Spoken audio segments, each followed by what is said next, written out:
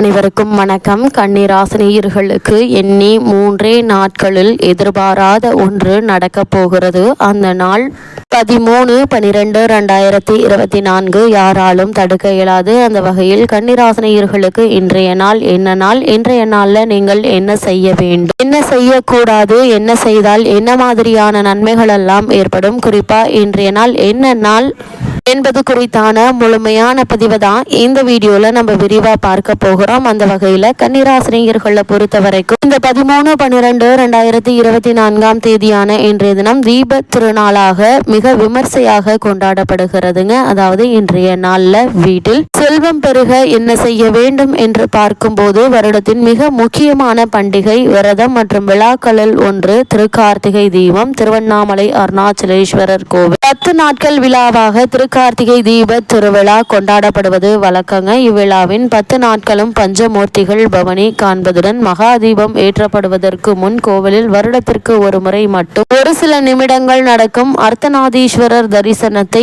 இன்றைய நாள்ல நம்மால் காண முடியுங்க. திரு கார்த்திகை தீபம் அன்று மாலையில் வீடுகள் தோறும் தீபங்கள் ஏற்றப்பட்டு தீபங்களின் வடிவாக இறைவனை வழிபடுவது வழக்கம். வீடுகளில் தீபம் ஏற்றும் போது எந்த முறையில் எத்தனை தீபங்கள் எந்தெந்த இடங்களில் ஏற்ற வேண்டும் என விதிமுறைகளை நாம் தெரிந்து கொள்ள வேண்டும். அந்த வகையில் திருக்கார்த்திகை தீபத்தை பொறுத்தவரைக்கும் கார்த்திகை மாதம் என்றாலே அனைவருக்கும் நினைவில் வருவது திருவண்ணாமலை மலை உச்சியில் ஏற்றப்படும் மகா தீபமும் வீடுகள் தோறும் ஏற்றப்படும் தீபங்களும் தாங்க. இந்துக்களின் வழிபாட்டு முறையில் தீபம் ஏற்றி வழிபடுவது என்பது மிக முக்கியமான மற்றும் சக்தி வாய்ந்த வழிபாடாக பார்க்கப்படுகிறது. சாதாரணமாக இறைவனை வழிபடுவதும் மந்திர ஜபம் செய்வதை விட ஒரே ஒரு அகல் விளக்கு இறைவன் முன்பு ஏற்றி வைத்து வழிபட்டாலும் மந்திர ஜபம் செய்தாலும் 2 மடங்கு பலன் கிடைக்கும் என சொல்லப்படுகிறது. இறைவன் ஜோதி ரூபமானவன், அவனுக்கு உருவம் கிடையாது. இறைவன் பஞ்சபூதங்களின் வடிவமாக எங்கும் நிறைந்திருக்கிறான். யார் எந்த இடத்தில் வடிவத்தில் நினைத்து வழிபடுகிறார்களோ அவருக்கு அந்த வடிவத்திலேயே இறைவன் அருள் செய்து காட்சி தருவதாக இந்து சமய சாஸ்திரங்கள் சொல்லுகின்றன.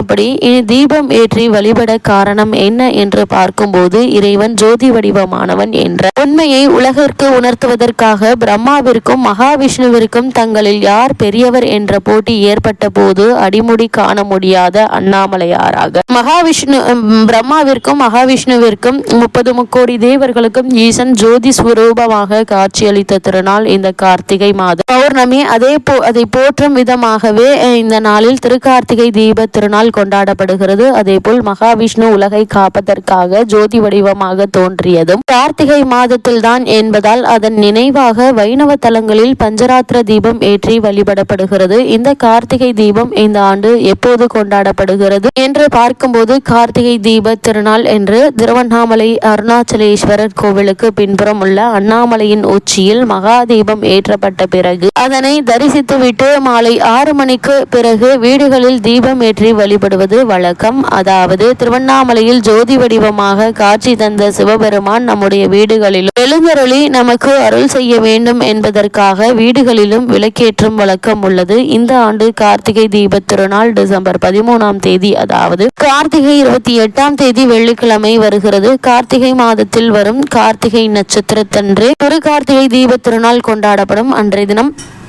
கார்த்திகை தீப திருநாள் கொண்டாடப்படும். அன்றைய தினம் காலை 6:51 மணிக்கு துவங்கி டிசம்பர் 14ஆம் தேதி காலை 4:56 வரை திருக்கார்த்திகை நட்சத்திரம் உள்ளது. அது மட்டுமில்லாமல் இந்த கார்த்திகை தீபத்தினுடைய சிறப்புகள் என்ன என்று பார்க்கும் போது குறிப்பாக இந்த ஆண்டை பொறுத்தவரைக்கும் கார்த்திகை மாதம் சிவபெருமானுக்கும் முருகபெருமானுக்கும் மிகவும் விசேஷமானது என்பது அனைவருக்கும் தெரியும். இந்த ஆண்டு கூடுதல் சிறப்பாக கார்த்திகை தீப திருநாள் முருகனுக்குரிய கிருத்திகை நட்சத்திரத்தில் சிவபெருமானுக்குரிய பிரதோஷ தினத்தில் மகாலட்சுமிக்குரிய மங்களகரமான வெள்ளிக்கிழமையில் அமைந்துள்ளது. இந்த நாளில் தீப வழிபாடு செய்வது மிக மிக விசேஷமானதாகும். அதுவும் பிரதோஷ காலத்தில் தீபம் ஏற்றி வழிபடுவதால பல மடங்கு அதிகமான பலனும் சிவன் அருளும் கிடைக்கும். கார்த்திகை தீப திருநாளில் வீட்டின் வாசலில் துவங்கி வீடு முழுவதும் விளக்கேற்றி வைக்க வேண்டும் என்பது தெரியும். ஆனால் எந்தெந்த இடங்களில் எத்தனை விளக்குகள் ஏற்ற வேண்டும் என்று பார்க்கும் போது வீட்டின் அளவும் அமைப்பும் எப்படி இருந்தாலும் மொத்தமாக 27 விளக்குகள் ஏற்றுவதே சரியான முறை. அதற்கு மேல் விருப்பம் போல் அதிகபட்சமாக 100 விளக்குகள் வரை ஏற்றலாம். ஆனால் குறைந்தபட்சம் 27 விளக்குகள் கண்டிப்பாக ஏற்ற வேண்டும். இந்த எண்ணிக்கை 27 நட்சத்திரங்களை குறிப்பதாகும். மண் அகல் விளக்கின் நல்லெண்ணெய் அல்லது பஞ்சக்கூட்டு எண்ணெய் இட்டு பஞ்சத்திரியால் விளக்கேற்ற வேண்டும். குறைந்தபட்சம் ஒரே ஒரு விளக்காவது நெய் தீபமாக ஏற்ற வேண்டும். இந்த நெய் தீபத்தை பூஜை அறையில் உள்ள சாமி படத்திற்கு முன் ஏற்றுவது சிறப்பு. ஒரு முறை விளக்கேற்றிய பிறகு அதை அடிக்கடி தூண்டிவிடவோ அல்லது எண்ணெய் ஊற்றவோ கூடாது.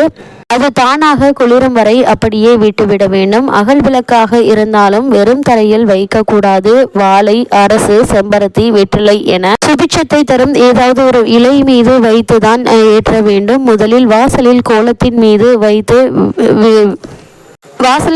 வைத்த விளக்கு, பிறகு நிலைவாசலில் வைத்த விளக்கை ஏற்ற வேண்டும். அங்கிருந்து ஒரு அகல் விளக்கை எடுத்து வந்து வீட்டின் பூஜை அறையில் விளக்கேற்றிவிட்டு அதற்கு பிறகுதான் மற்ற இடங்களில் விளக்கேற்ற வேண்டும். அதேபோல் மொத்தம் எத்தனை விளக்குகள் எங்கெங்கு ஏற்ற வேண்டும், எங்கு வைக்க வேண்டும் என்று பார்க்கும்போது வாசல் கோலத்தின் மீது 5 விளக்குகள், குத்துவிளக்கு 5 விளக்கு ஏற்ற வேண்டும். நிலைவாசல் 2 விளக்குகள், வாசல் படி 4 விளக்குகள், திண்ணை, மாடம் அல்லது ஜன்னல் இடங்களில் 6 விளக்குகள் ஏற்ற வேண்டும். வீட்டின் நடுக்கூடம் 2 விளக்குகள், பூஜை அறை 2 தீபங்கள், சமையலறை 2 தீபங்கள், வீட்டின் பின்புறம் 3 தீபங்கள், வீட்டின் வெளியில் யம தீபம் 1 விளக்கு. ஆக மொத்தம் 27 விளக்குகள் ஏற்றுவது சிறப்பு. அது மட்டுமில்லாமல் கன்னிராசினியர்களை பொறுத்த வரைக்கும் இந்த கார்த்திகை தீப திருநாளில் இந்த தீபங்களை ஏற்றுவதன் மூலமாக எண்ணற்ற நன்மைகள் நம்மளுடைய வாழ்வில் ஏற்படும். அந்த வகையில் இன்றைய நாளில் மேலும் என்ன மாதிரியான நன்மைகள் எல்லாம் உங்களுடைய வாழ்வில் ஏற்பட இருக்கு என்று பார்க்கும்போது பெரும்பாலான கிரக நிலைகள் இந்த தருணங்கள்ல உங்களுக்கு சற்று சாதகமான நிலையில இருக்கிறாங்க. அதனால் பொதுவாக எல்லா விஷயங்களிலும் நீங்கள் அவசரமின்றி பொறுமையாக முடிவெடுக்கும் போது வெற்றி கிடைக்குங்க. குரு வக்ரம் பெற்று இருப்பதால் எதிர்பாராத சில நன்மைகள் உங்களுக்கு உண்டுங்க. தொழில் வளர்ச்சியில் இருந்த தடைகள் ஆகியவை நீங்கி நல்ல ஒரு முன்னேற்றம் ஏற்பட இருக்குது. குறிப்பா கன்னிராசினியர்கள் புதிதாக இடம் வாங்குவது, நிலம் வாங்குவது சம்பந்தமான முயற்சிகளை மேற்கொண்டு வருபவர்களுக்கு யோகம் நிறைந்த ஒரு தருணமா அமைய இருக்குதுங்க. உங்களை விட்டு விலகியவர்கள் மீண்டும் உங்களை தேடி வந்து இணைய இருக்கிறாங்க. உறவினர்களுடைய வருகையால் இல்லத்தில் மகிழ்ச்சி பொங்க இருக்குது. அதே போல் உங்களுடைய ராசிக்கு 3ஆம் இடத்தில் அமர்ந்த சூரியன் உங்களுக்கு வெற்றிகளை பெற்று தருவாருங்க. ஆத்ம பலம் அதிகரிக்கக்கூடிய ஒரு தருணமாக தான் இந்த தருணம் அமைஞ்சிருக்குதுங்க. அது மட்டும் இல்லாம மேலும் என்ன மாதிரியான விஷயங்களை நீங்கள் கவனமாக இருக்க வேண்டும் என்று பார்க்கும்போது சில செயல்பாடுகளை மிக விரைவாக நீங்கள் முடிக்க வேண்டி இருக்கும் என்பதால் அவசரப்பட்டு பின்னால் அவதிப்பட வாய்ப்புகள் இருக்கு. அதனால் கூடுமான வரைக்கும் பொறுமை மிக மிக அவசியங்க. அதே போல் ராசியில் கேது அமர்ந்திருப்பதாலும் 7ஆம் இடத்திலிருந்து ராகு ராசியை பார்ப்பதாலும் கணவன் மனைவி உறவுகள்ல சிறு சிறு சண்டை சச்சரவுகள், அபிப்பிராய பேதங்கள் ஏற்பட இருக்கு. அது மாதிரியான நேரங்களில் ஒருவருக்கொருவர் விட்டு கொடுத்து அனுசரித்து நடந்து கொள்வது மிக மிக நல்லது என்பதை கிரக நிலைகள் மீண்டும் மீண்டும் அறிவுறுத்துதுங்க. கடைசியில் விஷயம் ஒன்றும் இருக்காது, எனவே விட்டு கொடுத்து செல்வது நல்லது. கன்னிராசினியர்களுக்கு கிரக நிலைகளின் ரீதியாக கூறப்படும் பரிகாரம் என்ன என்று பார்க்கும்போது இன்றைய நாளில் தீபம் ஏற்றி இறைவனை வழிபடுவது எண்ணற்ற நன்மைகளை உங்களுடைய வாழ்வில் ஏற்படுத்தும்.